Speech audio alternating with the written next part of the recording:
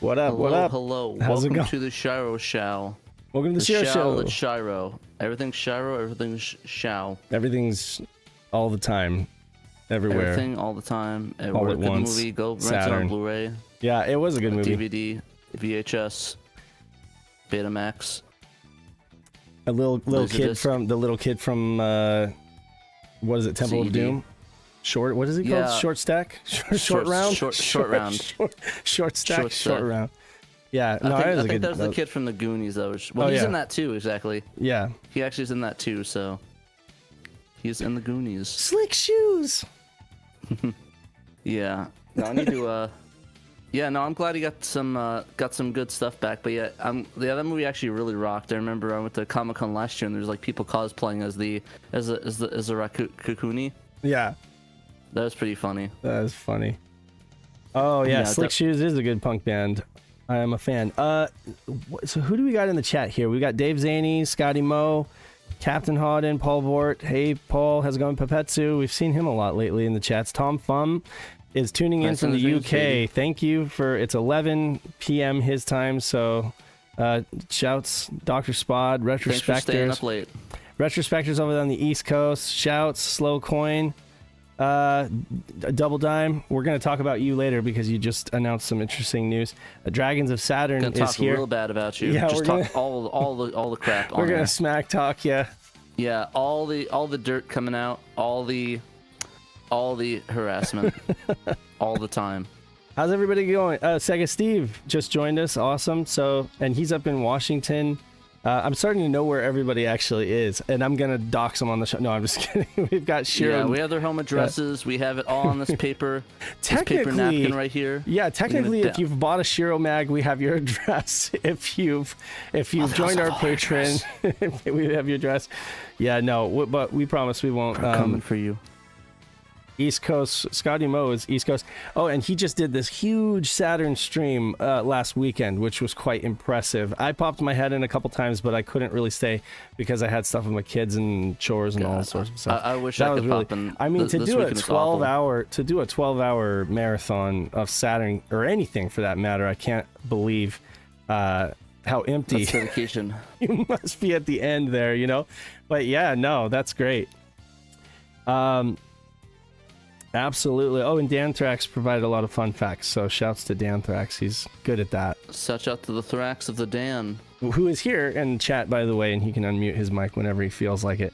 We've also got Anthony Nighter There's Dragon, of course, stipulations, though, who's but he usually our silent. He's our silent partner here in the. Hello. Hey Dan, what's how's it up? going? Oh hey, your mic sounds good. pretty good this time.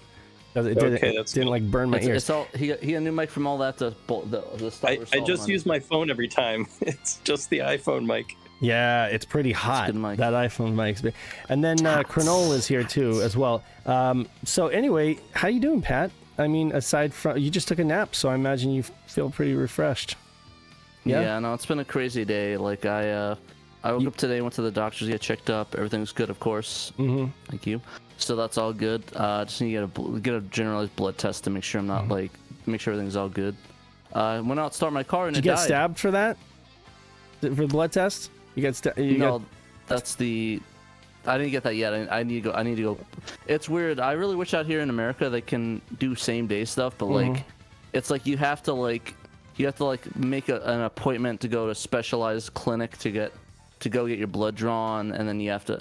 Yeah, well, Europe, I know it's like you just do it all there. It's like, okay, let's get that blood drawn. Okay, there you go, bye, and shove you out the door. Well, you got but like- you got stabbed in the arm there, quite a bit. It looks Yeah, like a little bit. You Oh wanna yeah, show no, that's us? right. I got You wanna my new tat. other arm. Oh wait, that's the wrong arm. I'm an idiot. Why did I grab that one? But yeah, my new tat. Detective it's- Conan. Can you get Yeah. that up close? Look at that. I will say, the guy, well, whoever you got to do it, they did a good job. Yeah, it is a little bit like there's some stuff right here, but that's just because I still have the saran wrap thing on. Right. So like it's just like the plasma and stuff underneath it. Right. Yeah, you're gonna wash that off. Yeah, it kind of looks a bit. I was gonna say that is quite a drop mushy. shadow there. No, I don't. I know little it's gonna bit. look It's like melting. exactly. Yeah. Yeah, no, that's But yeah. So did it feel good? It did. It's kind of funny. I was telling the artist, I was like, I always have anxiety and stuff when I give blood, and I sit there and do it. But literally, they could stab my arm. Like they stabbed my arm a million times, and it's just like, cool, keep going. Yep, we're good. Yeah. And, like, they kept saying you hurt. You're just like, no, I'm fine. Just keep going. As long as you're not a doctor taking my blood, you're good. And then afterwards, you almost want to get more done. Well, I guess you're. This isn't your first. This is only your first sitting, right? You're gonna have them do more, right? Yeah, I have a second appointment on the 31st where they're gonna do the rest of the tat. Nice. I didn't know. There's... I knew you liked this Detective Conan, but I didn't know you liked it tattoo enough to have it. I mean, it's a dedication thing. Like I've watched it like for over 20 years now. But no JoJo. I mean, it's coming. I'm cooking up. Okay. I don't know what I want. I think I want some of the art from the Dreamcast game, like the Heritage for the Future. Yeah. So yeah, I want to get one of those, like some of that art, because I love it. It looks so pretty. So more than likely, I'm gonna get some of that. Yeah, I actually might get the SHIRO logo tattooed somewhere. I don't know, that or just the Saturn logo. The one that's like right on the console. So because it's just just two-tone or like monotone basically. You're worried. Yeah, what? I'm just worried that something's gonna happen where it's like there's a falling out and like SHIRO collapses, or there's a big controversy having my arm forever. There was a question and I forgot to. Okay, Malenko wanted to know. By the way, Malenko, where's your random $2? No, I'm just kidding. Malenko wanted to know what is the sizzle reel that we're looking at. There's a story that goes along with it, and that story goes that Discord. OBS has these things called plugins, obviously, like VST plugins, right? And they do different things. And I had a 3D transform plugin. That was a free plugin from Stream FX or whatever, and then they just went to like a non-free pay model. And OBS, I made a mistake and updated my OBS, and it didn't just say, oh, by the way, would you like to pay for this, or this is no longer supported. It just deleted Stream FX from my OBS, which means that none of the sizzle reel stuff worked, right? None of it worked. It was all broken. So last week I grabbed this video that I had done called Play, and I just like popped it in there, and it's not even properly 3D transformed. It's just something I noticed that. I grabbed it in a heartbeat, like to get it up for last week's show, and I forgot to change it out with the one that Nick did. I don't know. We'll probably. Oh, okay. Oh, yeah. I just noticed that. Yeah. Oh, this is the next sizzle. Okay. But we could probably swap it out and have more patches and homebrew and stuff like that. Like there's all sorts of new stuff that we probably need to feature. I was gonna say it's a nice change of pace. It might be a cool idea. Just kind of have a different sizzle reel up there each week. It doesn't always have to be the homebrew one. Yeah. And I don't know if it was Anthony or somebody made a comment that it looked like the sizzle reel we had before. They made a comment that it looked like a flashing. And it does flash sometimes. It flashes quite a lot. So if you have like any kind of what is that called? Epilepsy? Yeah, good luck. You can't watch our show. Good luck, buddy. But this one's cool. This was an Italian. Your eyes closed. This was actually an Italian ad, believe it or not, that I just dubbed music over and everything like that. And it has like the Saturn multimedia, and it has like the board and the video CD card and stuff like that. So I thought it was cool. It's neat. Yeah, it's neat. A little bit of different. I like it. I'm so tired. I'm with you. I like literally I could fall over and sleep. Yeah, I'm with you. Let me get one of those. You should. I just got up from a nap. Yeah. I love this guy. I feel bad. Now I'm throwing it in your face. Like, I slept. I had a great nap. So you got a tattoo. Did you get anything else? Anything else you want to show and tell? Depression. Okay. All right, well, that's par for the course. Jeez. Pretty much just a tattoo. I saw some comments. I didn't know Studio TMS worked on Bulk Slash, so that's kind of cool. That's a cool connection. Maybe Bulk Slash tattoo next. Oh, that would be rad. Yeah, a lot of people saying, yeah. Oh, and you get all the... 12-hour session. Yeah. 12 session, Jesus. What did you get for 12 hours? Holy shit. That's like the whole thing. I was like, that's too much for me. We were there for like 2 or 3 hours doing this, so... Mm-hmm. But yeah, But yeah, no, like I said, new tattoos. I think the next one is I'm gonna get a Warhammer tattoo. That'd be kind of cool. Mm-hmm. So I'm thinking in the Slaanesh logo from.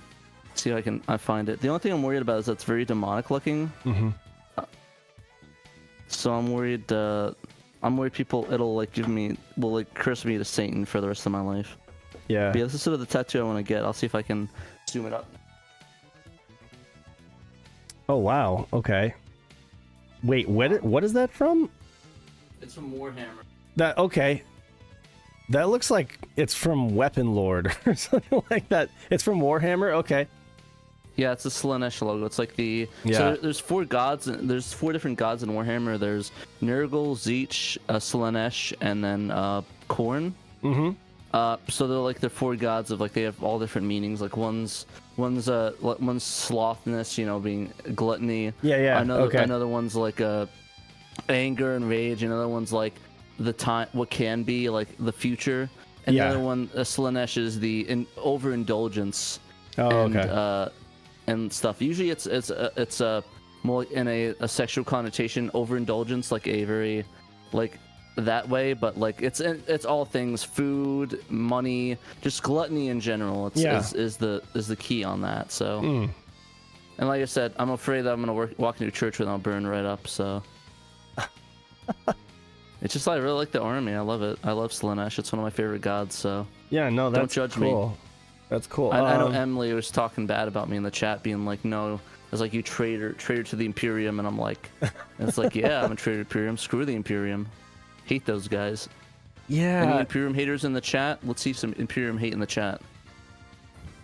Speculation. It's because folks in the chat are talking about the Saturn pillow, and they're talking about how the UK, the Europe Sega store Europe, needs to send some of these pillows over to the US.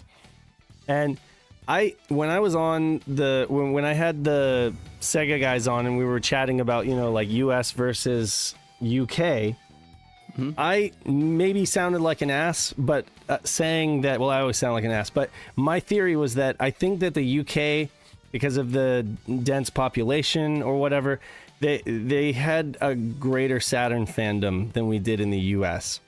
I might just be dreaming that up, but it seems like they got 2 Saturn magazines. We got 0. There was a lot of like Sega loyalty already. We kind of had to get there, with the Genesis and stuff like that. But they had a lot of built-in Sega loyalty.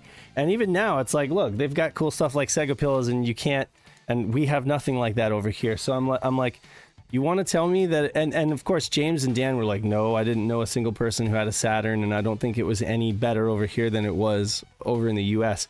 But I always get this feeling, if I had to import Saturn mags, to get my news and stuff. I always had a feeling like the UK were a little bit, more dedicated to Sega and to the Saturn than we were, despite it still being pretty bad over there. I don't know if you get that impression, Pat. Even with the Dreamcast, like there's really hardcore Dreamcast fandom over there. I don't know. The Dreamcast I thought was really successful out here. I saw a lot of people talk about it. I saw so many ads for it. At least yeah. Saturn. Yeah, for sure. Yeah, I mean, it was definitely it was unequivocally better, more successful over here. But still, I don't know. It just again, it could be completely anecdotal, but in my experience, talking with UK fans and stuff like that, it just seems like they have a very strong Sega and Saturn fandom over there. So I mean, they need something to make up for the monarchy. So I mean, there's got to be something. That is true. That is true. They need some. That is true. I mean, it's either that or you watch something about the Queen again. It's like yeah, that's true. It's consolation prize maybe. Oh, by the way, reminder: everybody, just take a second and thumb up the stream. Yeah, and maybe share it. Thumb up your stream. That would really help. Right up there. That would really help. I'm gonna do it with my own account here. There, I voted for myself. You can do that, right? Anyway, I liked my own stream. All right, chat has moved. Yeah, there was a lot of British-based games on there. There was a lot of like I know there was a Tim Curry game on there. There was the Terry Pratchett games that were on there as well. Yeah, I mean, and again, I've looked at, so we got quite a few things that they didn't. and vice versa. Dan did a great article on that. You know, here's all the stuff that the right, Dan, you did an article about that, all the game exclusive PAL exclusives that we didn't get, correct? Yep. Yeah, that it was great. a pretty long one. It's a pretty long list, right? Yeah, exactly. Now I know there's there are a handful of games that we got that they didn't, but I don't know. Anyway. Yeah, that's for a different article. That's a different day. Yeah, another day. I'll read it. Yeah, I definitely, because I couldn't list them off the top of my head. I just know it's like a stall and I don't know what, Pebble Beach golf links. Yeah, with man, they lost Stadler. Pebble Beach golf links. What a shame. Didn't they not get Stadler? What a shame. Yeah, all the Scots were crying about that one. Did they get Mr. Bones in Europe? I don't. Was that Japan and North America exclusive? No, they did. There was a PAL cover for Mr. Bones that I recall. Yeah. Okay. I think I hope. Yeah. I know. Yeah, I think I've seen it. Yeah.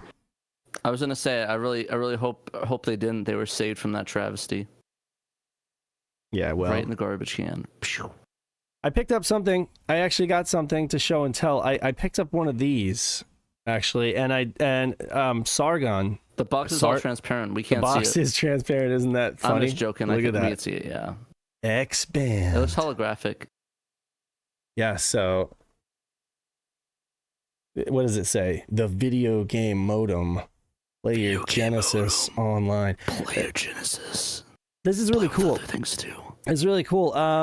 So yeah, thanks again to Joe, Sega RPG fan, for helping to kind of streamline everything on this. So back in 2018 or 19, there was a group of fans called Retro.live, and they were trying to bring this back online using the old VoIP method, kind of like we did with the Sega Saturn Netlink. And obviously, just like Saturn Netlink, the latency was terrible. They did actually get, they got bandwidth up, they got Xmail working, they got all that stuff working over VoIP, but that stuff isn't really latency. It doesn't matter for latency because you just connect and then you send or connect and download the guys stuff. that Wrestling with Games coverage? Yeah. So Yahail wrestles with gaming. He did an excellent documentary about it, and that was kind of like the impetus for it was Retro.live bringing it back, But they went away. They dissolved, I guess, because of the latency issues, and they couldn't overcome that. It's just kind of the project kind of dwindled. And then Natalie from retrocomputing.network kind of brought it back and gave you 3 different options: the VoIP, you can do VoIP, you can do regular landline, POTS telephone line, or you can do Dream Pi.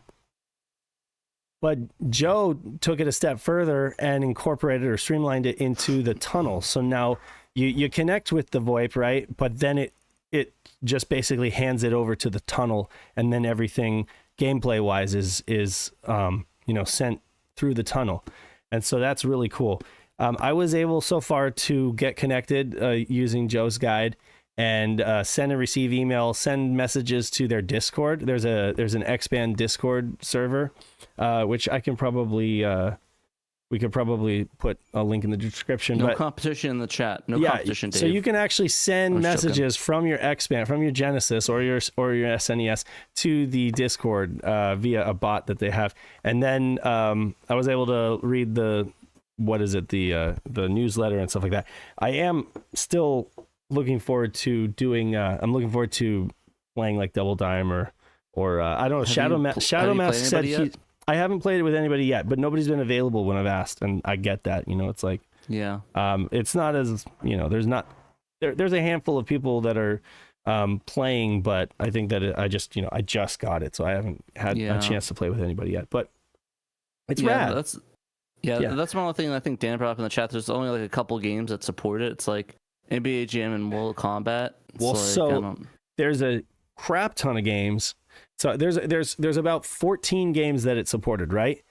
But they lost all the patches. That's the tragedy of it all, is that when the servers went down, they lost all the patches. They used to have folks that would just sit there, and they were called game patchers, right? I think that's what they were called, according to that documentary. And these were the folks that would literally just pick apart the game and find every memory register and work on tweaking it and really kind of like tightening up the bolts and making sure that it worked well. And they would release a patch. You know, you dial in, it would detect your game and it would download the patch to the X band, and then it would act almost like a game genie, and that's how it would, you know, do its magic on, you know, NBA Jam or whatever. Well, all of those patches were lost. So now if folks that are running these servers, they need to repatch the games.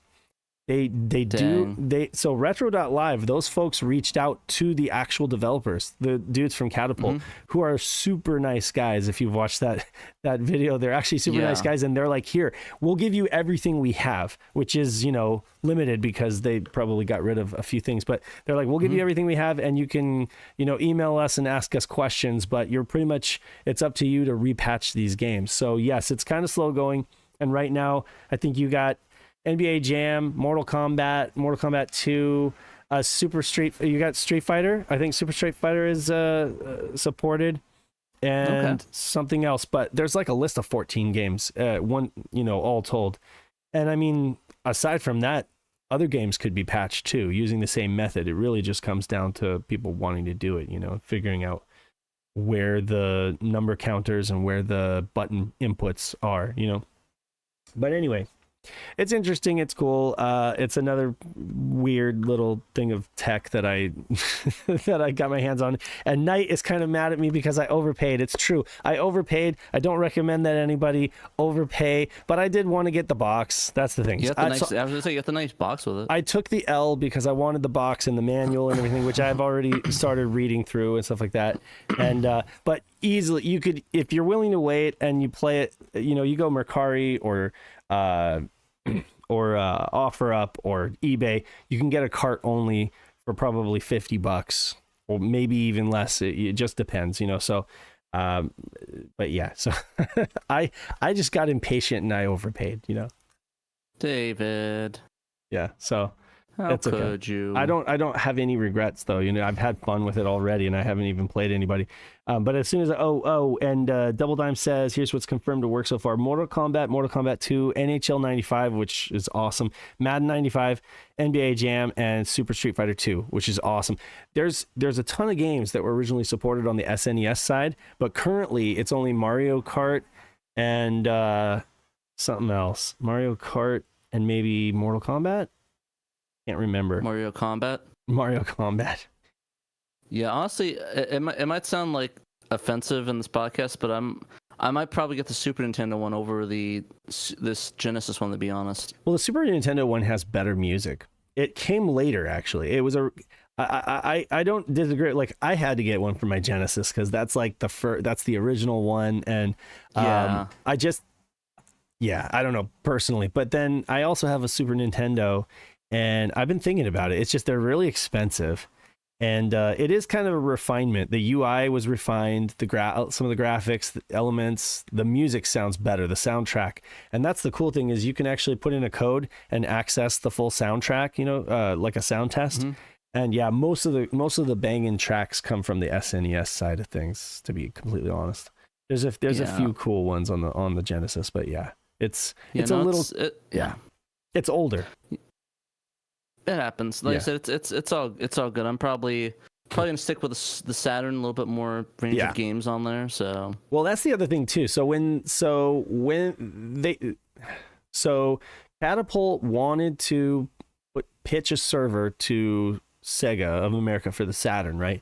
So they actually did. They put together a package. They put together some kind of thing, and Sega didn't go for it. They're like, well, we'll buy the technology from you, but we want to package it ourselves, you know, as the Netlink. We really just want to give folks the ability to just dial each other, right? That way we don't really have to worry about the support costs of running a matching server, right? Which they didn't do. But on the Saturn Netlink, there is still kind of like an Xmail feature, right? And there is like I don't know that there's no bandwidth newsletter, but there is like Xmail, you know. It'd be kind of neat to get that working again. I don't know if it's possible. I know Joe was saying folks would definitely have to have a Dream Pi because it requires like TCP connections, and Windows Professional or whatever, Windows 10 doesn't really do that. Yeah, I would say that'd be really cool to get that, and you can email somebody from Saturn onto Genesis. That'd be kind of neat. Yeah. Like if we had a bot like they do on the X-Band one, if we had a Discord channel here where folks could use their Netlinks to send messages to our Discord server. It's a gimmick, sure, but it's fun, you know, and I think folks it adds value to the proposition of dropping $50 to $100 on a Netlink modem. But anyway, yeah, nothing for nothing. Sega probably made a good decision doing that, because without it, we probably wouldn't. Be able to do what we're doing today. They were not making a lot of money at that time, and they, didn't have the means to support servers like that. I can imagine. Yeah, they were just like, we'll release it, but we don't want to lose money on it, and we certainly don't want to have to pay to run servers and stuff like that. So yeah, hey, James just joined the Joms, aka the Segaholic, or Sega guy. He's basically just the de facto Sega guy's account now. How's it going, James? Joms. We need to get the podcast thing going with them. We do. Well, we were supposed to record this Sunday, but then we both had stuff, right? You had something. Oh, I thought it was Saturday. It was I think it was Sunday at 1 p.m. our time. Like they wanted to record at 1 p.m. our time. It wasn't going to work out. But anyway, I guess one was Saturday, but it's all good. I'm good. If you're available Sunday, it might be I'm actually available Sunday, but it's probably too late. Well, we'll see. Like I thought it was Saturday. I thought you said it was Saturday. So. Well, now I'm checking my messages. To see if you're going to make a liar out of me. No, let me see here. Because if it's Sunday, I could still make it. Let's see. Actually, probably not, but we'll see. Oh, no, it was Saturday. Sorry. Yeah, Saturday was a no-go. They wanted to do Saturday, and we couldn't do it. Okay. Yeah, I'm moving. Next weekend, I should be decent. They've got kids and wives, and I get it. Like, so and they're on the other side of the world, so it's like difficult to make it happen, but definitely. Hey, if you guys, if I don't know where Dan is, but if everyone wants to just come and chat with us in the SHIRO show, it's totally fine. We'll get it sorted out 100%. Yes. Hop in the channel. Let's get some talking done. By the way, Sega guys just released this Virtual Cop episode. Great stuff. Go check it out. Nice. Good stuff. And if don't stop there, watch Nick's Virtual Cop video. Which reminds me, twice this SaturnDave, Nick releases, our own Panda releases a revisiting of Bug. Okay, so he did a Bug review early days, but of course he's grown as a documentarian and everything like that. So, he went back and he did a kind of a revisiting of Bug, and it's going to release this SaturnDave. So that's one to check out. To complement it, I went ahead and uploaded from the archive our interview with David Warhol to kind of help as a supplementary. So people that watch that, they can be like, oh, I want to go watch the interview, and they can go listen to the interview. Yeah, that is the interview he does use is actually that interview that we have in there. Exactly. Yeah. So that's great. Analog Duo. Analog Duo. I don't know. Somebody Conley was just commenting about the Analog Duo. I saw that thing. It looks slick. I just can't. the new turbo thing that's coming out. Yeah. By Analog NT. Yes. I would get it, but I already have the Mister that does both, so it's I guess if I had a big PC Engine library, I would get it, but I mean, it's a slick looking piece of kit. But yeah, if you got the Mister, you pretty much got everything. Yeah, and it's I'll just play the Mister. Yeah, thanks. I don't know. But yeah, no, it's cool for people that have a big PC Engine library. So it's I would just if I had if I was a big PC Engine guy, which I'm not, unfortunately, I would probably get it. But I guess the bonus is you could probably easily use a controller for that. Yeah. You just easily plug in your old controller and, like you said, the library. And apparently, Limited Run Games is releasing the limited edition. A new edition of that. Yeah. So that's gonna be cool if you guys wanna buy one of those and play that on there. But again, just get a Mister. Don't do that. You're gonna make me start yawning too. Naps. I like the naps. Everybody. Oh, Cerulean. Hey, shouts. Trevo, student in the chat. And Perkin, yeah. So Perkin lots sets. of folks I recognize. Sorry if I didn't call your name. But again, Pudgy. Hey, Pudgy, how's it going? Yo. You cooking something in the background there? Potatoes or something? Cooking up. He's usually cooking up a storm in the background. Cooking up a comeback. Yeah. No, there's no dinner being made tonight yet. We didn't thaw anything out or anything. We had very poor planning. So I'm sitting here hungry, and we're talking about, okay, what frozen dinner are we going to throw in the microwave? Because that's our only option at this point. Go get ramen. Go out. Yeah, go get ramen. There you go. Or sushi. Get a double egg. I always get, every time I get ramen, I get 2 eggs. There's a sushi place in my town, just like a few minutes away from my house, and they closed a few months ago. I'm very sad. Wow. Yeah. Sorry to hear, that sucks. Although an all-you-can-eat sushi buffet opened up recently, a little farther away, like 10 minutes down the road or something. So we haven't tried that out yet, but that might be. All I hear is when I hear all-you-can-eat sushi buffet, I imagine an all-you-can-sit on the toilet the next day. Like that hardly even exists here in San Diego. I think there might be one all-you-can-eat place, and it's not the kind of place you want to go. Sushi is ridiculously expensive here, which is funny because we're right on the ocean. You'd think that fish would be readily available. But no, actually, where I grew up in Reno, Nevada, because it's a casino town, and I've mentioned this before, like everything is subsidized by the casinos. For example, food is kind of like a loss leader at the casinos. So all of food is just kind of one of those, the food and beverage department of every casino is just basically there to take a loss to get people in the casino to lose their money on machines, right? Exactly. And so buffets are cheap, sushi is cheap, and so every restaurant in Reno that's like a legit sushi restaurant has to compete with that. So their prices are low because they have to compete with casino prices. So just sushi across the board in Reno is cheap, and you get like these all-you-can-eat lunch plate, or you can like drop, I don't know, well, this was the 90s. It was like $15. I could go all-you-can-eat lunch sushi. You know, now it's probably like $20 or something. But here in San Diego, it's, if I just order 2 rolls, it's like $30 or more. You know, after tax, it's going to be more like 35 or something. But it's ridiculous, you know. Yeah. Oh man, I'm Jones, and someone said a Euro place in the chat. Man, there's this place called Green Corner around my house. I love it. Yeah. Euros for days. I will kill a man for a euro right now. Okay, maybe not seriously, but I do want to get some. I want some damn euros in me right now. Euros? Oh, yeah, like the Greek. Is that with the kebab? Oh, okay. Yeah. No. That's the lamb meat wrapped up in the thing. Okay, with the yogurt and everything. Yeah. So that's great. Yeah, it's so good. Yeah. I love lamb. I love lamb so much. I used to make my own euros too. Those are pretty decent. They're almost on the same quality. Do you like shepherd's pie? Because that's lamb. I do love shepherd's it's supposed pie. to be lamb. A lot of people make it with beef, but that's wrong. That's just wrong. We use beef, but my grandpa made it with lamb. I didn't like it at first, but like after I used to eat lamb meat, it's so good. Honestly, lamb, like, it kicks the absolute everything, everything out of beef. Like, lamb is superior meat. Yeah, lamb is like the best. So chicken is decent, but like lamb is.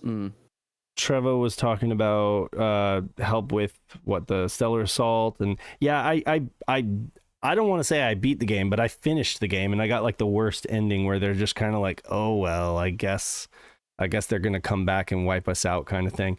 But yeah, there's only 2 endings, and with one of them, the game ends after mission 15. Okay. But if you complete secret objectives, which we outline what those are and how to do it in the manual, which I didn't read. Yeah. Yeah. And it's also in the README too. So look at either of those things. Obviously, that come we didn't read them. And it'll tell you what to do. It's like mission 3 and mission 9 and mission 15 each have something you have to do. And if you do those things, then instead of getting that ending cutscene that you saw at the end of mission 15, instead it just goes on to mission 16 and 17. And then if you beat that, you get the good ending. So. Yeah.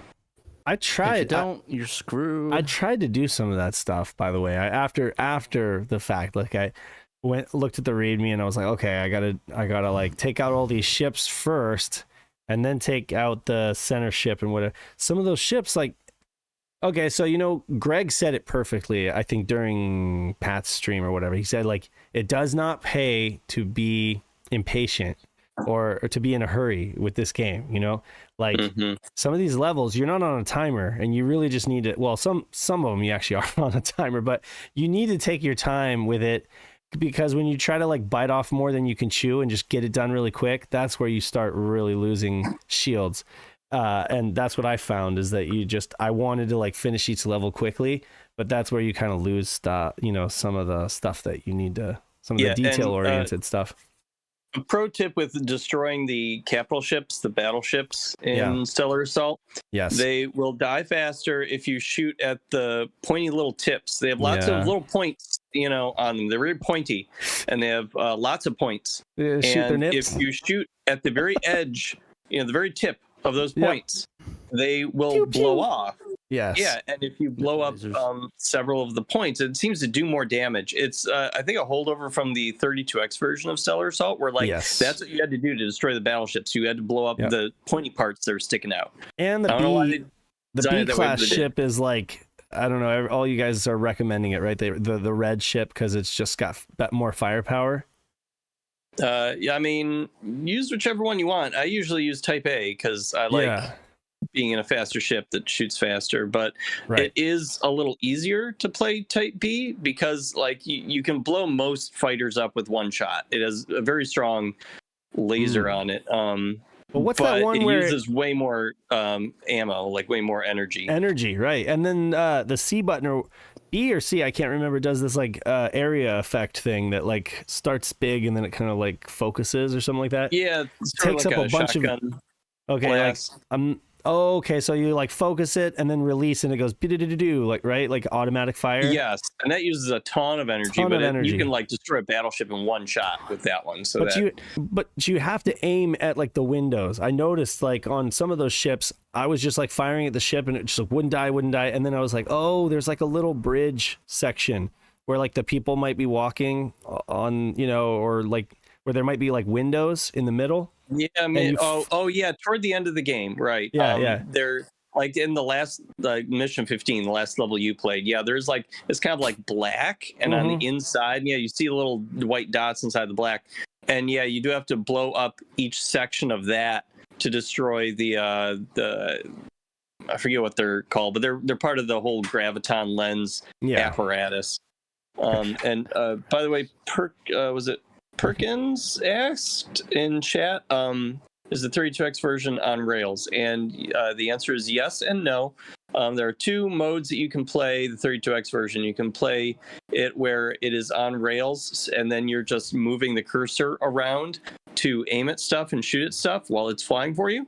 Or you can also have full 3D control over your ship and fly around and just aim however you want.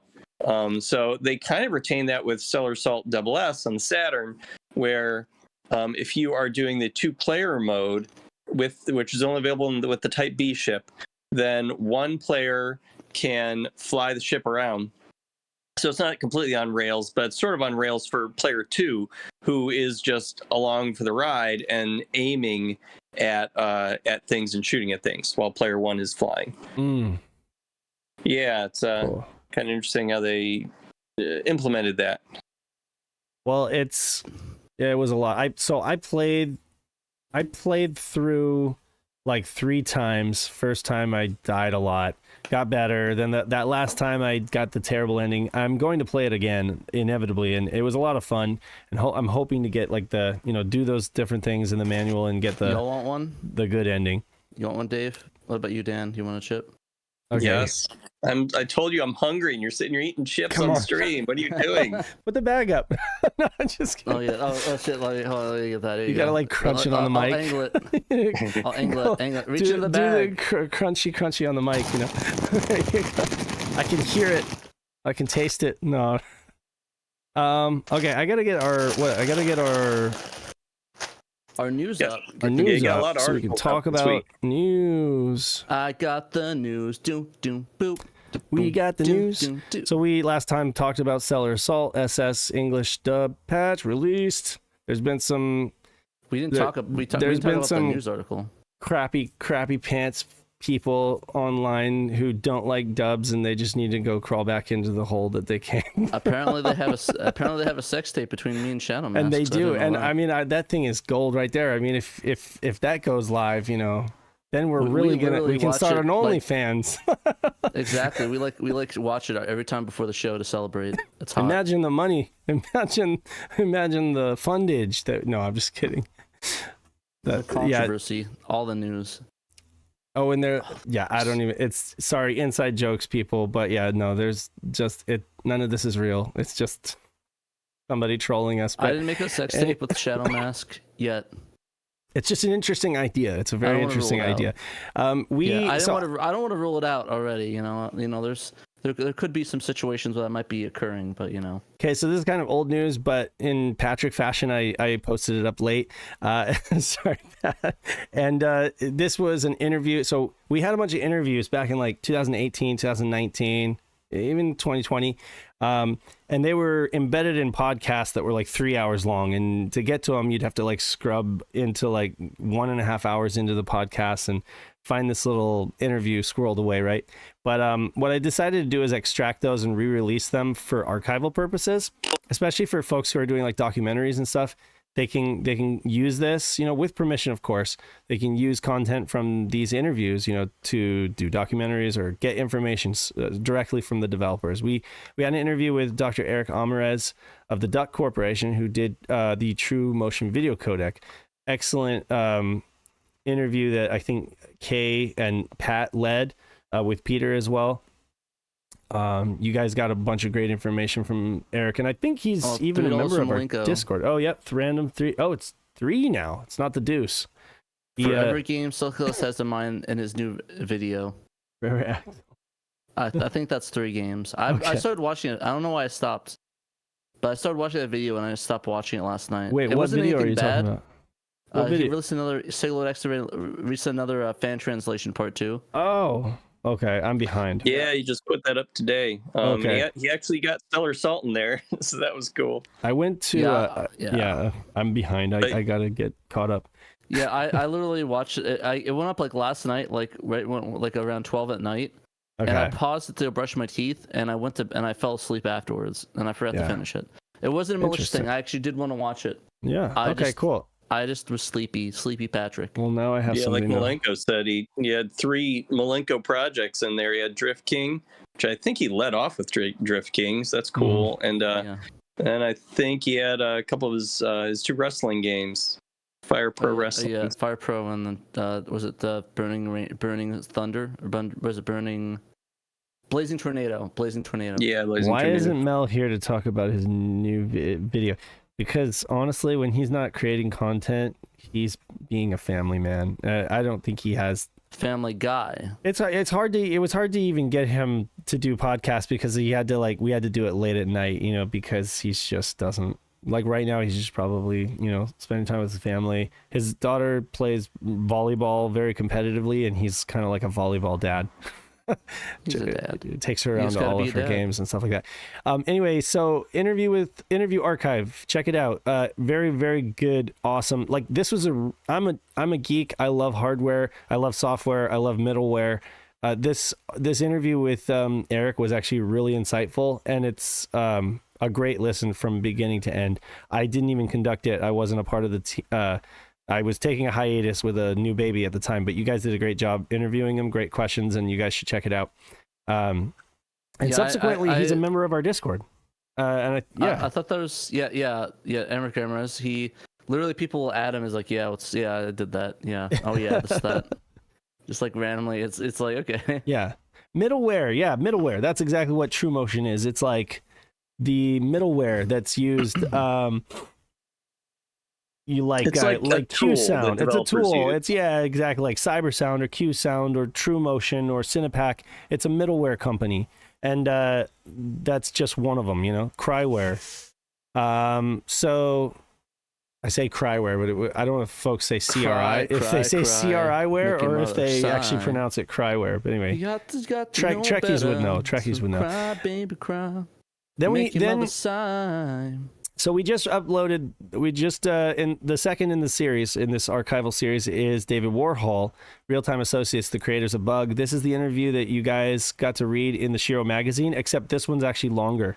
The one that we put in Bug was kind of abridged and really focused on Bug specifically, but this goes into some of the other games that they did, including Crusader No Remorse, some of the PC games that they did, some of the subsequent stuff that David Warhol worked on. So definitely, and it covers his earlier days at Mattel, and great stuff in television. So definitely check it out. In fact, it's a great way to prepare for the video that Nick is putting out this Saturday on Bug. Because if you listen to this interview, you'll have a ton of great insight going into that. I thought you were going to say you don't have to watch the video. I was like, No. dang, Dave. No, if you have to choose, I would say watch the video for sure, because Nick he yoinks like little segments out of this interview and puts them in there very much to provide context and everything like that. But if you want like if you want to listen to, you know, the entire interview, it was a great interview. Yeah, no, it was funny because I remember were you here with us? I can't remember if we were part of the interview. I mean, I was here doing stuff design wise, and maybe you know, I wasn't available for several of the podcasts though, because the hours and stuff like that, I was like putting the baby down or doing so. Yeah. It was just. In all honesty though, one of the things that I'm shocked at is that, like, I know it's weird and now we want to make it a whole show format, but I'm surprised that we actually didn't just go straight to the interview back in the day. I know we did that for a couple episodes. There was one with Ken Lowe, and we had an interview with Nick there because he had joined the cast, you know, and it was like podcast topic. No, it was like updates, podcast topic, Nick interview, and then Ken Lowe interview, and then like an outro about an obscure game. And I was just like, oh my God, our podcast used to be like 4 hours long. And it's just like, and on top of that, these podcasts, these interviews have never touched YouTube. There's another thing. These may be re-uploads, but they're not they're brand new to YouTube. Folks who don't listen to podcasts and they get all of their audio and video from YouTube have never heard these before, because you'd have to go back to our podcast archive to hear this stuff. So that's another reason why I upload it here, because I just figure a lot of folks will never have heard this stuff before, you know. So I appreciate it, because this is the first time I had heard them. Like I haven't gotten around to listening to the Duck motion one, but David Warhol I did listen to earlier this week, and that was cool, especially because I think that you guys did those podcasts before I really became a member of the community. Oh yeah, this was well before SHIRO show. This was from 2019. I literally lived in another house at that point.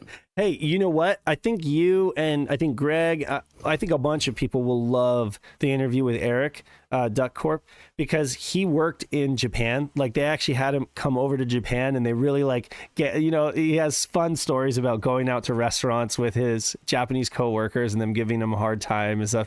A lot of cool little things about his experience working in Japan, you know. So it's a really fun interview. Very, very cool. Lots of good stuff. Did you re-upload this to the podcast as well, or is it just on YouTube? No, no. But I'm really thinking I should. I'm really thinking now that I probably should, because it's been so long, right? Yeah, honestly, this is blasphemous, but I'm not a fan of revision. I don't like the George Lucas thing, but honestly, I kind of think it might be better if you just delete the old episode and just replace it with this one. I don't want to do that. Yeah, that's a bit like that takes away the continuity of things, and and there's a lot of other good stuff in there. Like we had an interview with Mel Sega Lord X, the original one, where he told his whole story, like the prison story and everything like that. He told like and it was really heavy, right? And it was a really great interview. I don't think a lot of people know about that either. And a lot of people haven't heard it. The audio quality is absolutely abysmal. Like, it makes me so embarrassed. Like, I don't remember if I edited it or what, but it doesn't matter. Like, all of our interviews back then, they had music running under them a little too loud, and the audio quality, because all of our mics were like, you know, we were recording through Discord. Do you remember that? The Discord recorder bot? And there were so many like audio. Now recording. Yeah, exactly. Now recording. Shut the heck up. And it was, It's kind of funny, you know, how much we've grown since then, and our new stuff like just sounds like night and day different than that stuff. But it's still, you know, professionals now. I don't want to erase it because it's a reminder of where we came from, you know. Yeah, no, that makes sense. Yeah, like I said, I think I just overreacted a little bit. Honestly, Yeah. I think I still have a lot of the negatives, like the files from that earlier days. Yeah. We could potentially look at a remastered series, but that's a lot of work that I don't want to do. Do you actually have the real files? Because I was going to ask you about that. But... I still have the OG files on my hard drive. Oh, but you did a bunch of editing though with these, so I don't know. I don't really want to. Oh, you did editing? No, I just sent it to you. We should have all the original. No, raws. I'm talking about David Warhol. Like I didn't have that one. I didn't edit that one because I was, like I said, I was on paternity leave. That one? Was that me that did that? I don't know. But when you know, we like the Kalinsky interview, that one had a lot of technical, you know, like when he came on and we were trying to figure out the whole uplink thing, you know, our Kalinsky interview is rough around the edges, but the meat in the middle, you know, there's good stuff there. So I'll be re-uploading it, you know. Yeah, no, I should have all the raws for that. At least I think I do. I should be there. So like we could potentially see like the raws on my hard drive somewhere. I still know where I put them. Hopefully they're not. You don't have to look for them now. I know. It's okay. We'll talk about it later. Too much showing them how the sausage is made. I'm just kidding. But okay, so moving right along, check out those interviews, okay? Definitely check out the interviews. You guys, if you like gaming history, this stuff is like chef's kiss. Like these are the stories that happened when the games were being made, you know, and so it really helps. Sausage was being slung out. I mean, if you love these games and you have memories or you have you know, positive feelings associated with them, it's really nice to kind of round out your view of them by understanding like all the challenges that the developers went through when they were making them. A lot of the backstories, a lot of little tidbits, nuggets that you're gonna get, right? Really good stuff. Highly recommend. And then obviously check out Panda's video on Saturday. Next up is our good friend Sansagolo, who has been just working away making these graphic novels, these adventure detective novels, kind of. And this one, I guess, has some RPG elements in it. Red Moon Lost Days, released with the competition, the Homebrew competition back in January. And now it's getting a physical release. I think this marks the first...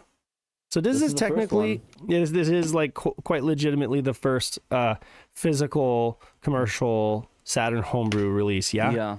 Okay. And this isn't a negative, but just a side. You do need to bring your own boot method, okay? They're not selling or packaging. No, they're selling it. They do sell a boot cart, and you'll need to buy that. Yeah, I was going to say that they have the pseudo action cart there.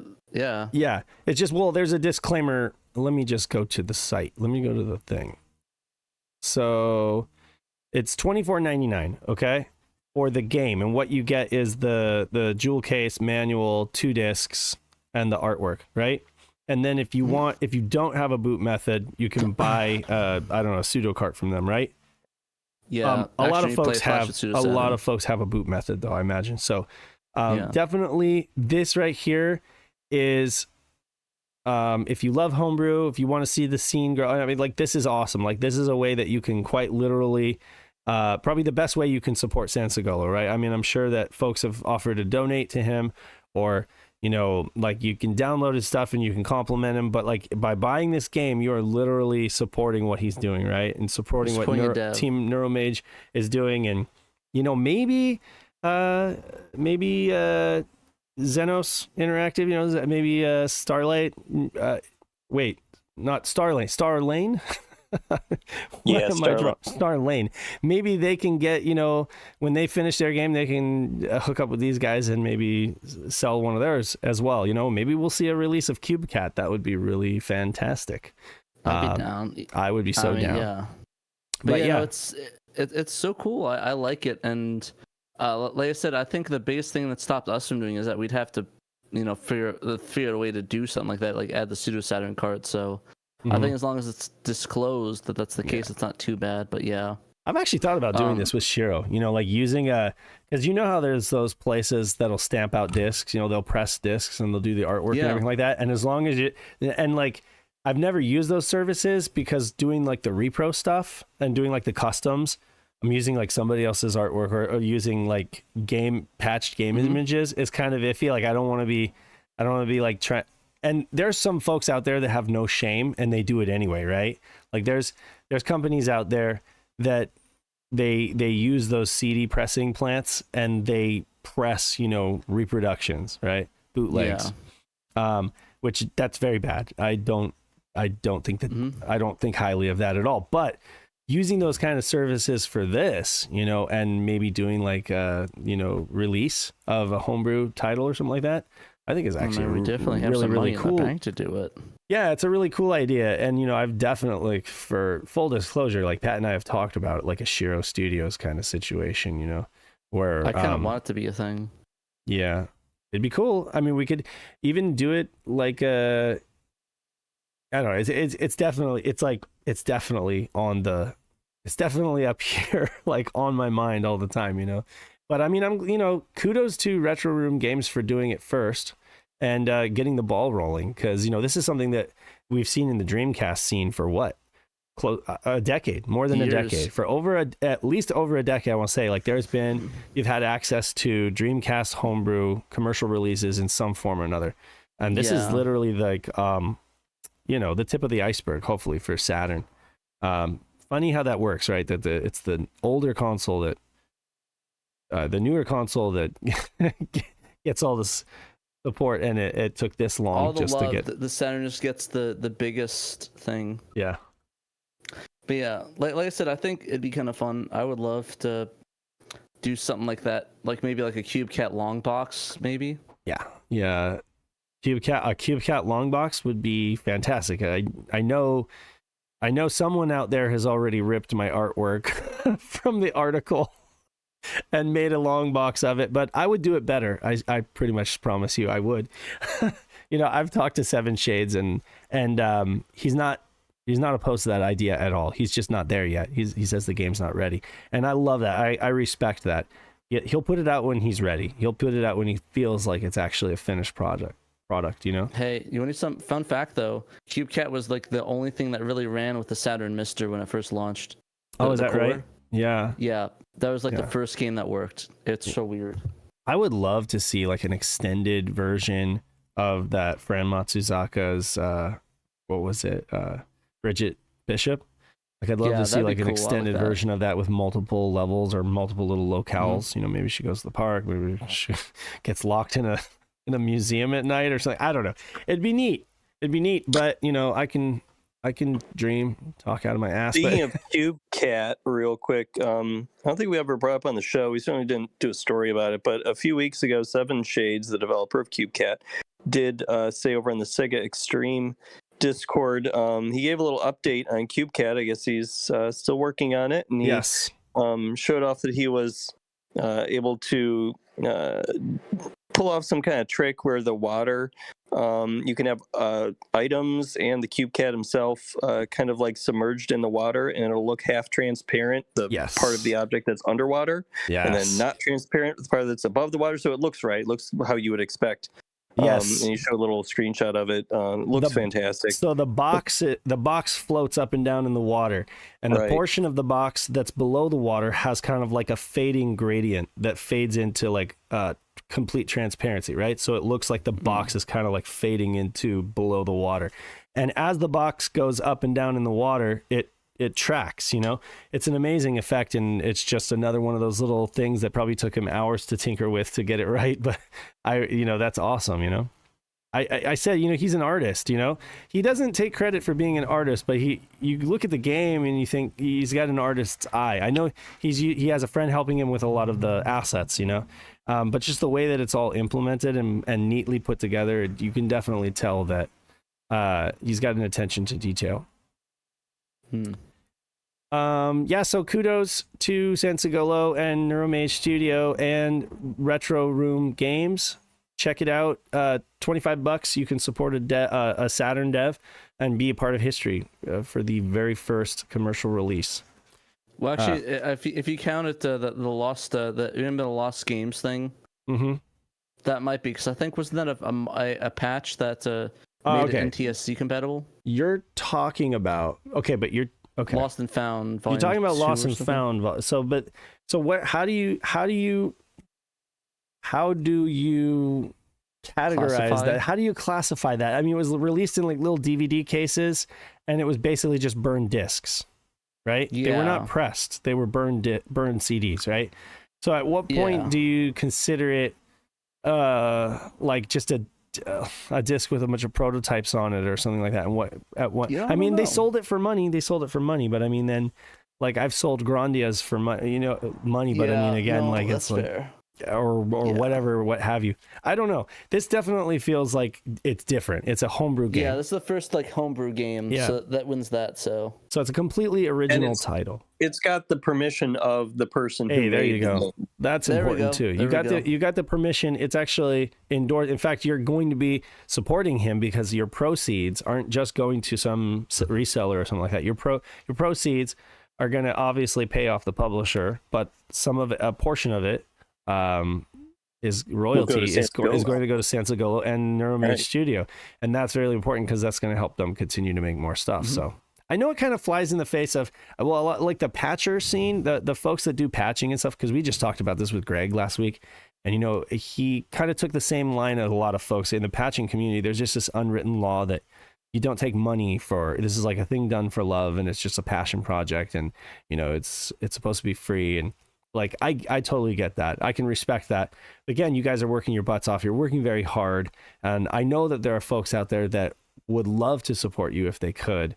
Where homebrew comes, it definitely is completely the fruits of your labor, and it's not like you're taking from or modifying anything existing. You're making it right. That's the thing with the translation is the work we put in is our own. Yeah. But at the end of the day, we are modifying someone else's game without their permission. Right. And you're limiting your liability by not having money come into it at all. Exactly. Like we're not claiming this product is our own and trying to profit off of it. Whereas, with Red Moon Lost Days, Sansagolo and the people he worked with, they actually made every bit of this game. This is entirely theirs. They didn't modify anyone else's work. I guess you could make the argument that if they use Joe Engine, there's the Sega graphics library in there. That's a gray area at best, but I mean, as far as it's different from doing a translation patch of a game. It's completely different. Yeah, this is all their own game, so they have more of a right to charge for it. And just from a personal standpoint, I think it makes sense to get with the Saturn Extreme game competition. It makes sense to actually get a prize money for the homebrew games that are just completely your own creation, or the tools that are completely your own creation. But with a couple of translation patches I've been involved with, I've maintained that we shouldn't get any money for that. Right. And really at the end of the day, your reward is seeing people enjoy the work, talk about it, share it, download it, play it, review it, that kind of thing. And exactly. And just seeing it and being able to look back and say, we did this, I mean, that's like it. Those dubs are an incredible achievement. It's kind of like the magazine. I look back at it and I say, hey, we made this, this is cool. And you dubbed these two games and did some beautiful work and have something that you can really be proud of, and show folks and say, like, look at the professional job that we did. But anyway, not to mention the you could be the stepping point for these voice actors and actresses that, oh yeah. Like this boost could be them their big break. Different careers. Yeah, it's possible. It's quite possible. Some of them have done a really good job and have a good portfolio.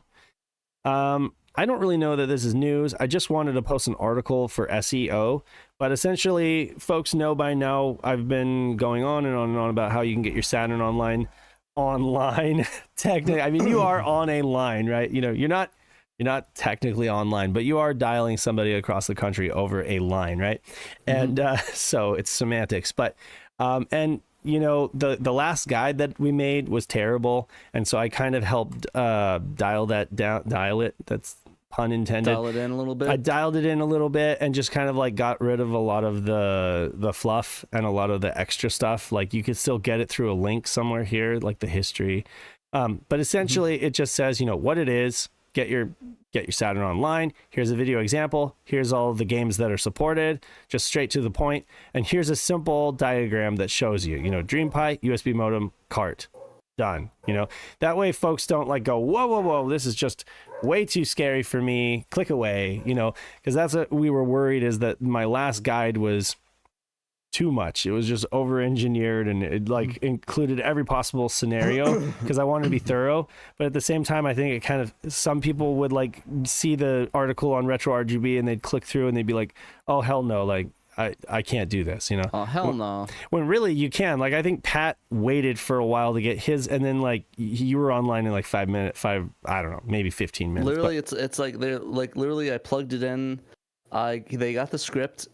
I gave him my IP and I was up and running. Yeah, I mean, Shadow's right. The pies are online. I mean, so anyway. Oh, yeah, I had to do some setting. I had to do some port forwarding, but that's about it. But yeah, so you know, you got a DreamPi or you got a PC, you're golden. You download Joe's all-in-one self-contained application that contains Python. It contains all of the little extra things like the Pi serial. All that's, you don't even have to worry about it. You just download his thing. And it auto updates. So when you click the little run tunnel.bat, it opens up and it knows automatically if there's an update, and it says press enter and it applies the update, right? It finds your modem regardless of what port it's plugged into. So it's just pretty much really, really smart, and it's able to figure out everything for you. So you basically just got your DreamPi or your PC, plug that little USB modem in there. You either buy one of the live modems that we're making. Knight has soldered them all, thanks Knight, or you can get one from PC Wizard over on the Dreamcast Live shop. You know, currently DreamPis are sold out, but they're supposed to come back Q3. And then you got your modem cart, right? You know, so you got your Netlink if you're in the US, or you got the gray Japanese X-Band cart. They both work great. Get one, plug it into your Saturn. And then get 3 actually. Sorry, and then just have a way. Yeah. You need a way to boot patched games, because the thing is, Joe patched these games so that they would work through the tunnel, you know, because you can't do this with retail discs, you know. So to get this whole method working, you are going to need images that will be provided through the DreamPipe, but you have to be able to boot them, and you can't do it with a pseudo cart because your cart slot is occupied with the modem cart thing. So yeah, basically you got to have a mod chip or an ODE, Fenrir mode or Satiator, or maybe you're just like doing the swap trick, but no. Okay, we're only saying that as a joke at this point. Okay, people, I'm not going to recommend that anybody uses the swap trick in these civilized times. I mean, come on. This is unless you want a dead hard drive, that's up to you. We are living in much more civilized times now. Okay. Yeah, swap works. Yes, swap does work. Okay, but I'm not going to recommend it to anybody at this point. Yeah, but cutting off my leg with a saw also removes the leg and fixes my leg pain. So that's right, friends. Friends don't let friends use the swap trick. Thank you, Perkin. I appreciate that little PSA. So you got your modem here. There's some listings here: eBay, Yahoo Auctions, Mercari, whatnot. Your Virgin USB modem here, where you got to bring your own live voltage, or you can get the one from there. And there's a link here to click through and bring your own line voltage by building it, or just using like a VoIP adapter. And then of course the computer and the software, and that's it. There's a little bit here about port forwarding. If you don't know how to port forward, that's okay. I included some guides on how to do it. It's pretty simple stuff. It's like, you know, IT 101, really, or maybe less than 101. Anybody can figure it out. And then just some dialing instructions, because, you know, for the for the Japanese games, they use a slightly different dialing instructions than the US games. But all in all, it's pretty straightforward. There's also a video of Pat and I doing a Tusk, Shadows of the Tusk playthrough. Not safe for work because of some of the language and conversation, but still very fun. Highly recommend. It was a fun game. That was fun. I need Pat's better now, from what I understand. So we need to have a rematch, but because you beat Dan, right? No. Didn't you beat him once? No, Dan kicked my ass. Yeah, but you played him more than once, right? He kicked your ass every time. I never won. Yeah, okay. No, I never won. All right, that's okay. I was mistaken then. I thought you beat him once. Like, I thought you got lucky. Oh, Knight did. No. Oh, Knight beat. Okay, all right. Yeah. Well, anyway. I'm still trash at the game. We don't have a lot of time. We're running out of time here because I think I gotta drop at 4:30. So let's talk about some Best of Saturn. Do you have any history with these games? I'm familiar with Lost Vikings. I know that there's one of Blizzard's games that they did, right? They did on the Super Nintendo. Yeah. So sell me on it, because I've never been a big Lost Vikings fan. So I know maybe people are going to chastise me for that. I think it's a fun little platform. It's nice. It's decent. It's some fun dialogue and stuff. It's definitely worth a try. So it's like the pre-rendered sprites look here. Yeah, 2D, like but pre-rendered sprites. Yeah, like Donkey Kong. Some interesting little backgrounds. Cooperative play, right? Like you get yourself into situations where you have to like use one of the Vikings in order to do something or get out of a situation. Okay. So it's pretty fun. I'm not sure if I recommend playing it, like if you're down for it, but you know, it's a good thing. It's a good little game to play if you are bored on a Saturday or something like that. Yeah, I'm surprised Peter didn't have much to say about it. Sequel to the 16-bit original, Norse by Northwest. Nice. It's a Hitchcock reference, but it's Norse. Get it? Get it. Yeah, action platformer featuring pre-rendered visuals. Player controls 3 characters and needs to take advantage of each character's attributes in tandem to complete the level. Originally an SNES title, the game was ported to 32-bit machines and given an audiovisual makeover. Some people really love this game. I'm guessing he's not one of them, because usually Peter raves about a game if he's one to like it, but I don't know. Yeah, maybe not. Might not have been that game for him. But anybody in the chat like this game? Raise a show of hands, or say something. 2 thumbs down if you don't like it. Now, this isn't one that I own a long box of. I think it is kind of pricey just because you know how long boxes are, and it might not have that many. It says Beam Software, so this was Interplay Productions Beam Software. So I guess that they're the ones that handled this version. Khan says Lost Vikings 1 was better received than the sequel, and I would agree, because I know a lot more about the original Lost Vikings. You know, that was, I guess, at its time of release, it was a pretty big deal. Yeah, so definitely try it if you can. If you don't. You know, another game that kind of is like this, I would say, is what is it, 3 Dirty Dwarves?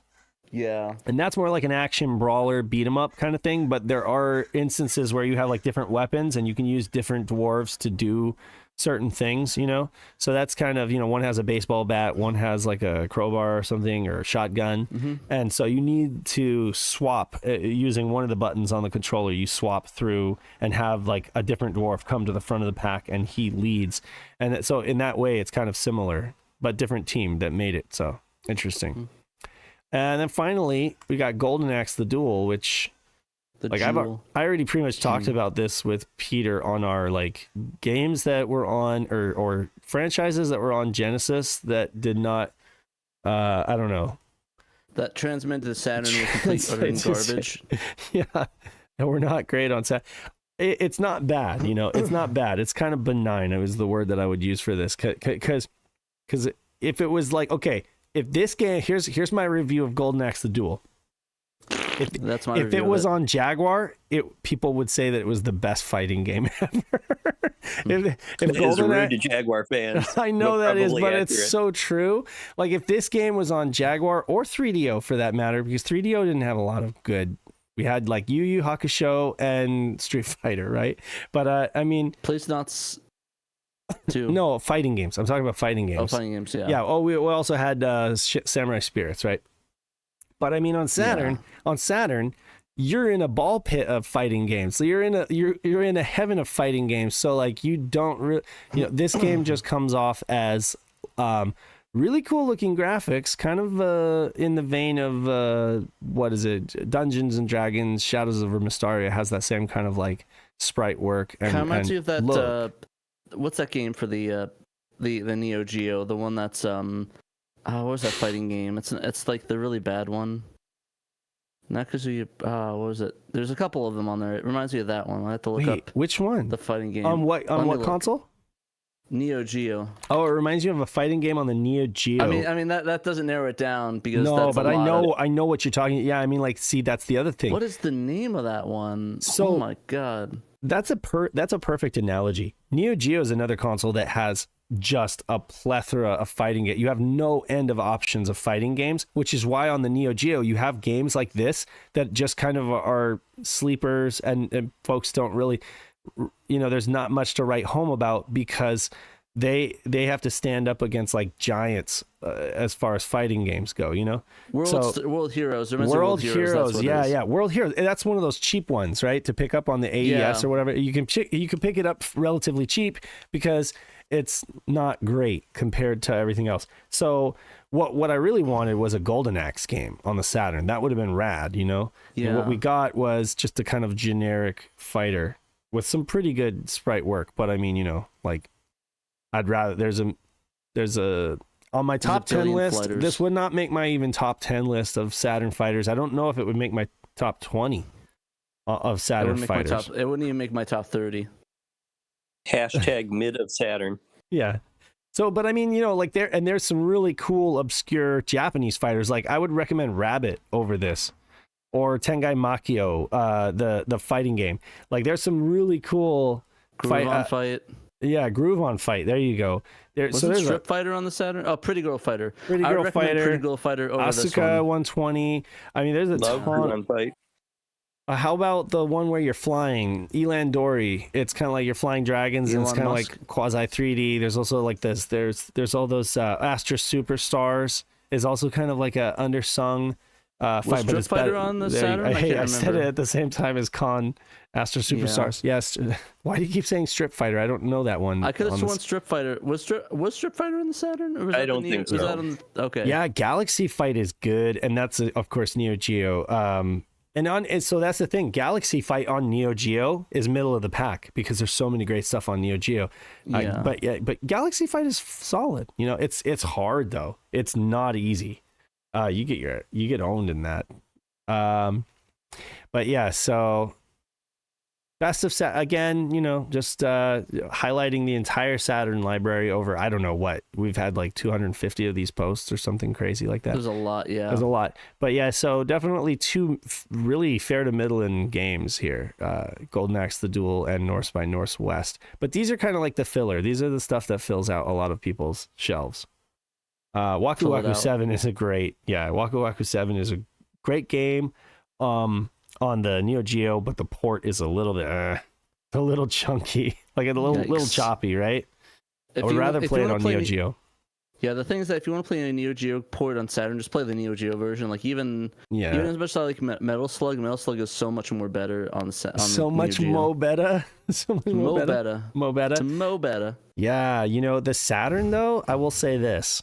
And I've done side-by-side comparisons of Metal Slug on Saturn, Neo Geo, and PlayStation, right? I had them all fired up, all going to the same monitor, and then I would just like do a switcher to switch between.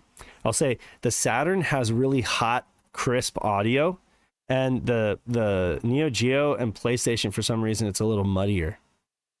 I mean, it makes sense for the Neo Geo to be a bit muddy. To be a bit muddy on the audio, that's true, yeah. But yeah, the Saturn beats the PlayStation on the audio front on when it comes to like Metal Slug.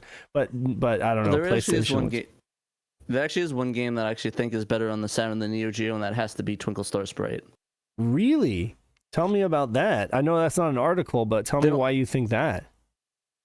Because they're actually they have more characters on the Saturn version of it. Oh, Like the okay. Neo Geo one only has like a I haven't handful of them. played the Neo Geo version. I have not played the Neo Geo version, so that's the Saturn one is the only thing I know. Yeah, well, I'll have to bring it next time we're going to a con. I'll bring my Mister instead of the lugging, and we can actually play Saturn games that we'll probably play the majority of them, but we probably won't play all of it. So I'd probably do that. That'd be rad. Yeah, Yeah. DC had a Twinkle Star Sprite port as well. It's pretty good. I don't know. Yeah. I never compared it, but it's pretty good from what I remember. It's pretty much 1-to-1, I think. Maybe there's differences. I don't know. It doesn't come with a second disc though, so. Oh, yeah, like I okay. said, So, yeah.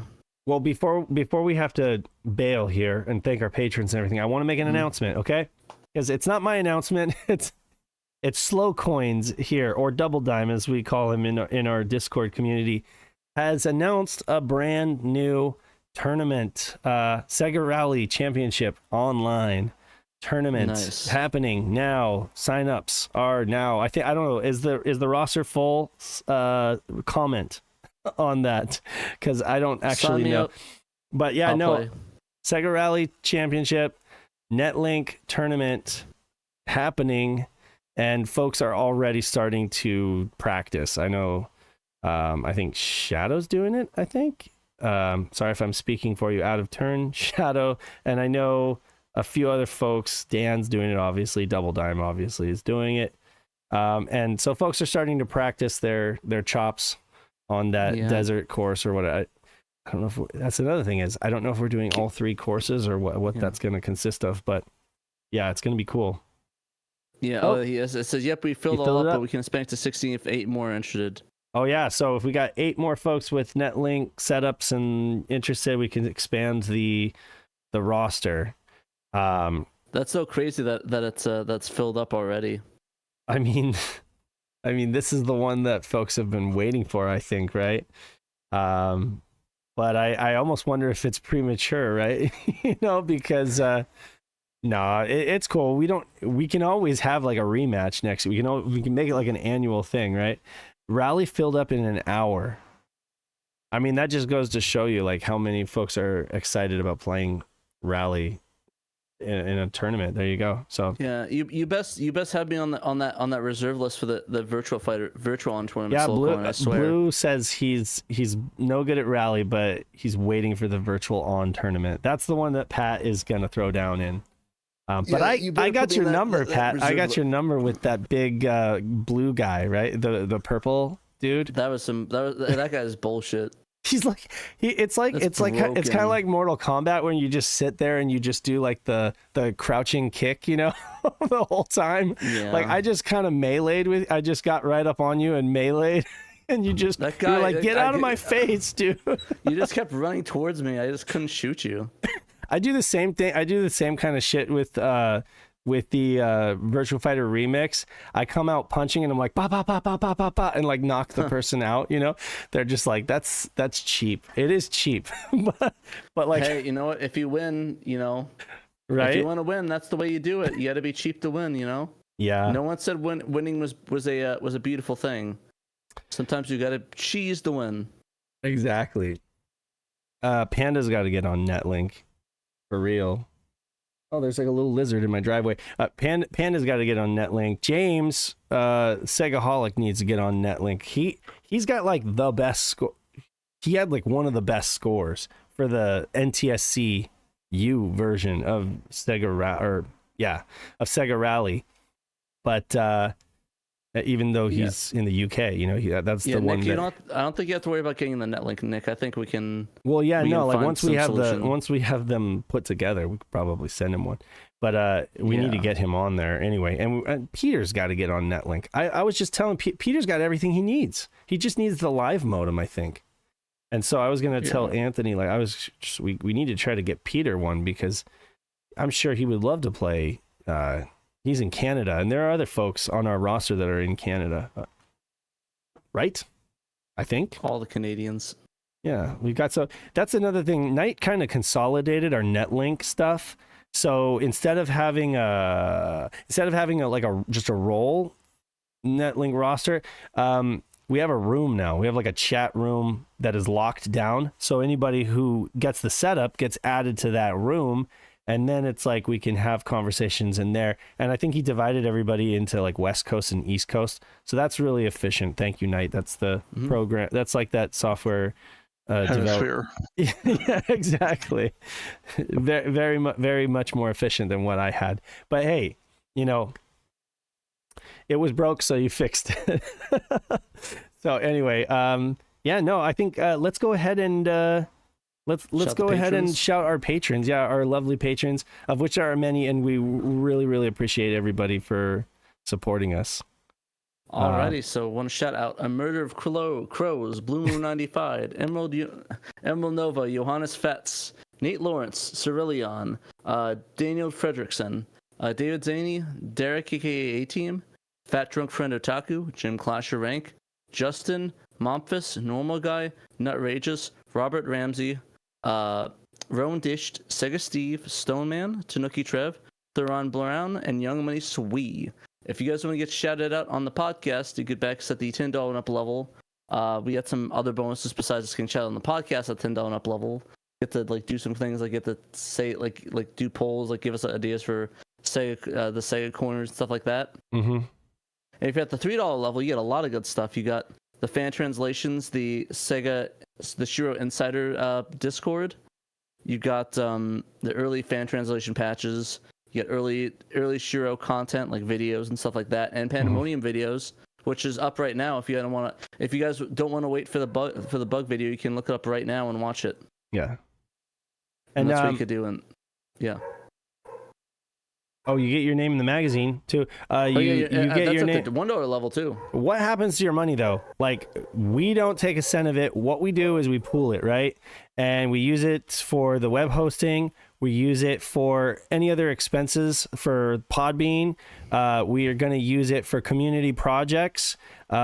Which like our potential for doing cool stuff continues to grow every month, you know, because we've had contributions from more and more people. So it's like, if we actually decide that we want to try to support a developer and release a game, a homebrew game, that becomes a reality, you know, because again, like we're trying to be really respectful and wise with the money that you guys are helping support us with. Just taking care of, obviously, like, you know, housekeeping stuff, but also just saving whatever's left for community projects and everything like that. We do not take a dime of your money for ourselves, you know? So that's the point, is this is something to help grow Saturn love in the community and help build a community around, you know, the interest in Saturn and Saturn homebrew and patches and everything like that. So, yeah, the Netlink project is kind of the one thing that we're working on currently, getting 20 new people up and running on the network, hopefully maybe more. For folks who can't wait for that, I can totally understand. If you're just like, heck, I want to get on right now. Somebody just shared in our, I think Double Dime just shared today in the Discord chat that there's some available on eBay, you know, for a pretty good price, and you can even negotiate with the dude. So I mean, if you can't wait, I totally understand it. I'm that guy who overpaid for something because I couldn't wait, you know. But if you can wait and you're a patron member, sit tight, because we are putting together packages for folks that will be forwarded at the cost that it costs us to buy them and ship them. Okay, in other words, no markup, just exactly what it costs us, so that you guys can, you know, get online and enjoy in the tournaments and stuff like that. Yeah. And then, you know, who knows, sky's the limit of other stuff that we can do. But definitely thank you for your support. And if you can't support us financially, that is totally fine. We just love you being here and commenting and being a part of our community. Join the Discord. And giving us the shouts. Like the video, teach YouTube what's good, and then, you know, share it out with your friends and stuff like that, so new people find out about it. I think that would really help. Steal our sex tape, you know. And support Pandemonium reviews every US Sega Saturn game. Huge, awesome kind of what are we calling this? Like a redux or a retcon of his bug document. It's a revisit of his bug documentary with tons of little goodies in there, and it's going to be amazing. So you guys definitely got to check it out this Saturday, Saturn Day. It's going live, so it's going to be amazing. And yeah, until next time, this is TraynoCo and SaturnDave reminding you. Well, it's TraynoCo right here. Yeah. Peace. TraynoCo. Yeah, that's me, TraynoCo right here. And SaturnDave reminding you that you must play your Sega Saturn. You must. Till next time. Peace. All right.